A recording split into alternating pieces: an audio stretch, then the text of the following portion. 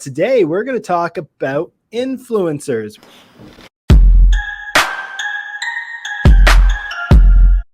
I know a lot of you out there might be wondering, how do we even find influencers in my niche? If I'm a windows and doors company, or I'm a landscaper, or I'm a dentist, how do you find these influencers in your niche? And we're going to dive into this today and hopefully give you guys the answers to those burning questions that you have. So there are 6 steps that we're going to go through. And I'm going to start with the first one. And that is, like anything, establishing your budget, because your budget will determine everything for the most part. So there's 5 general types of influencers. So the first is going to be celebrities. Obviously, this is going to require a huge budget, probably $1 million plus for a celebrity to represent your brand. The next type is macro influencers. These people are going to come in and around $100,000 plus generally. The third type is going to be professionals, and they're in and around the $20,000 plus mark. Fourth is micro influencers. These are people in and around the $1,000 plus mark. And finally, the fifth type is nano influencers. So those are going to be under 1,000. They might even be free, just exchange for product or service. But when it comes to establishing a budget, this is a tricky area of influencer marketing, because what you're pricing is people, and people often don't understand what they're worth. I've heard funny stories where you'll get influencers that have 1,000 followers that are charging companies, thousands of dollars for a post, and then you have others that have 5 to 10,000 who are charging 1,000, or maybe just want free product. Like, the struggle here is that people don't know how to judge how much they're worth, but this gives you a general overview of the 5 types and who you need to go after based on what your budget is. Yeah, and a lot of our audience do not have millions of dollars to afford a Kim Kardashian. So, yeah. I think a great step in the door in terms of budget is maybe just doing a barter. A lot of the influencers out there, nano influencers or micro influencers, would be more than happy to receiving, maybe a free windows and doors installation where, maybe they can document it on their social media. Obviously, that's probably pretty labor intensive, probably not the best example, but maybe you have some swag for your company. You know what I mean? Something like that you can give them to wear in an Instagram post, and they'll be more than happy to get that free swag, right? Yeah, that's a good one. Awesome. Let's kick it to number 2, step 2. Which is look for influencers. A lot of people out there are wondering, where do we even find these people? If you do want the Kevin Harts and Kim Kardashians of the world, you're going to have to go to, obviously, an agency. There's agency directories that you can go and check out. If you have that budget to invest in an agency, there's tons out there that do that. Now, another option for you is you can go out there yourself and try to find them by looking for people that have written about your topic, right? Which is a great one, because if let's say you're a foodie, there's tons of food blogs out there, tons of chefs are writing recipes and stuff like that. A great opportunity is for you to just see who are writing these articles and reach out to them directly, send them an email and see if they'd be interested in promoting your brand or your product. Okay, your niche better than anyone else, so you kind of can tap into those resources where those people are writing for a specific publication. Okay. Another one is look for people who talk about competitors. So, there's ways out there, there's platforms out there like Ahrefs. We'll have to source Ahrefs because they're the article that we're reciting today and really getting a lot of inspiration for today's episode. But you can use platforms like Ahrefs to find out who those competitors are and the people who are talking about those competitors. Now, and look for authors of popular industry websites. So, HGTV, if you're in the home renovation space, is a great source to go out there and just see the authors of those blogged articles. Click on them, reach out to them. You can follow them on social media and reach out to them on Instagram DM, for example, and see if they'd be interested in partnering with your brand. And then that's it, right? So for that, for those there are so many easy ways to go out there and find the people that are relevant in your industry. I'd suggest don't just pick 1 or 2 or 3, because there's a good chance a lot of people are reaching out to them. So be patient, get a list of maybe 20 or 30 and hit them up. and write a very compelling pitch. We'll get into the pitch a little later on, but definitely those are some great sources for you to go out there and find those influencers. David, number 3. Absolutely. Yeah. And just before I move on to number 3, just keep in mind, one of the things that Jay brought up was the platforms that you can use to find these influencers. And he's absolutely right. There's a ton of great platforms out there to use to find them. But really, they're only as useful as the user using them. So if you're using these platforms to find people, that's great. It's a good starting point, but there's still a lot of work to be done to dig into the person a little bit more, which I'll go into later. You can't just basically get a list spit out at you and you're done. There's a little bit more work than that. But moving on to number 3. So we're going to check now which platforms these influencers use. So once you found and compiled a list of potential influencers, you now need to dig into which platforms they're using, but more importantly, the content that they are creating. So, does it get real engagement? So when you look at these influencers' posts, how many likes are they getting? How many comments are they getting? Are they getting legitimate comments? Are you noticing a lot of bot comments? Does the influencer respond to the people that are commenting on their post? Ultimately, you want to make sure that this individual is going to represent your brand.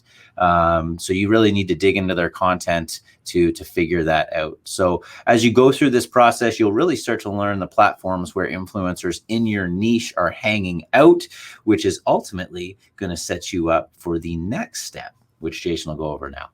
Awesome. Step 4, search popular platforms for more influencers. So you can grind it out there, try to reach out, by looking on YouTube, searching around, finding these people, looking at authors of blogs, all that type of stuff. But eventually that might saturate. So there are a ton of helpful platforms out there that you can go out there and easily find a massive list of influencers. Majority of these sites are paid. You will have to pay for them, but we'll go over a few of them now. If you want to find influencers on YouTube, Influenix. We're going to actually put these in the comment section at the end of this episode without digging too much into it. There's 5 different platforms we're going to talk about here. So the first one for YouTube, Influenix. For Twitter, we got Follower Wonk. And then for Instagram, they're all kind of weird names, eh? Yeah. Heapsy for Instagram. And then we got TikTok. If you're looking for TikTok influencers, InBeat is the one for TikTok. And then you've got, lastly, if you're looking to get out in front of people on Pinterest, Facebook, Snapchat, and Twitch, there's tons of different platforms, influence.co, Scrunch, amongst others. Again, we're going to put these in the notes or in the comment section following this episode, so you can check them out there, okay? David. Awesome. Okay, moving on. So now you've searched popular platforms for more influencers. You've checked which platforms they're using. It's now time to choose the best influencers to help your brand go to the next level. And so this is probably going to be one of the most important things I say all day, and that is to not fall into the trap of choosing the most popular person with the most followers. So as I mentioned earlier, you may not necessarily get what you see. So if you see somebody with millions or hundreds of thousands of followers, that doesn't necessarily mean you're going to get the return on investment, which is the most important thing that you think. So it may make more sense for you to go after the person in your niche that has a smaller audience, but has a more engaged audience, represents your brand a little bit better than the most popular person with the most followers in your industry. So the thing about establishing ROI, though, when it comes to influencer marketing, is that it's very, very difficult, as I mentioned earlier, to establish not only the worth of the influencer, but the ROI coming back to you as the business owner. The article that Jason referenced earlier, there is a formula in there that you can use to calculate the ROI. But again, it's just going to give you a rough estimate of what that ROI might be. So I'm not going to go into that formula. We'll link up the article, but there is one that you can use to get a general idea. Yeah. So, and I want to touch on that real quick because, when you are looking out for influencers, especially if you're new to influencer marketing and influencer outreach, it's very easy to purchase followers. It's very easy to create a vanity number. So, just because somebody has 10,000 followers, go and take a look at those last few posts. For example, on Instagram, go and take a look at their last few posts and see how many people are actually engaging on that content. If somebody might have 10,000 followers, but 15 or 20 people actually engaged on that last post, it just goes to show you that a lot of those followers may be fictitious. So that is where some of those platforms we talked about earlier will help you out to get that engagement percentage and get an understanding of how many people are actually engaging on a piece of content that they put out there. Unfortunately, this is something that's just kind of put this kind of dark cloud over the influencer marketing space, and but there are platforms out there to kind of curb that and figure out a better solution, so you're getting in front of the right people. And also keep in mind, if you reach out to an influencer and it's like, okay, give me $1,000 and I'll do this post, and they don't have any interest on continuing that relationship, like, it's like a one and done, chances are you want to run. Okay, because if I'm an influencer, I would be very interested in having you as a continuous client. So I'm very interested in the ROI that you get from the posts that I'm putting on my platform. So you can easily kind of figure out those fictitious influencers just by seeing what their process is in terms of maybe a follow-up, or how long do they actually care to be a client of yours, right? So there are some ways you can kind of see through the facade, what I mean? So definitely keep that in mind. So lastly, make your pitch. Okay. And this is like anything. This is like a sales pitch. It's any sort of pitch. You could reach out to an influencer, and, if an influencer has 50,000 followers, has a really engaged following, and you go out there and say, hey, I'll give you $300 for a post, don't expect a response. You're actually probably insulting them, right? So, try to have a conversation with them. Keep in mind, a lot of these influencers are probably hit with a lot of mails, a lot of messages. So don't just, cross your fingers and choose a couple to go after. You want to create a pretty long list and make it a pretty compelling pitch, whether it is products or whether it is monetary that you're offering them. Just go out there and test the waters and try to start some conversations and hear what influencers are actually interested in. Right. And that'll give you a lot of good insight in terms of that. But it's almost like any sort of a sales pitch. If you're selling yourself or any sort of a product, it's the same type of thing. You got to follow up with them. Okay. You spray and pray and put a lot of messages out there. There still has to be an element of follow up. Okay. So just keep that in mind. You are kind of selling yourself when you do reach out to a lot of these influencers.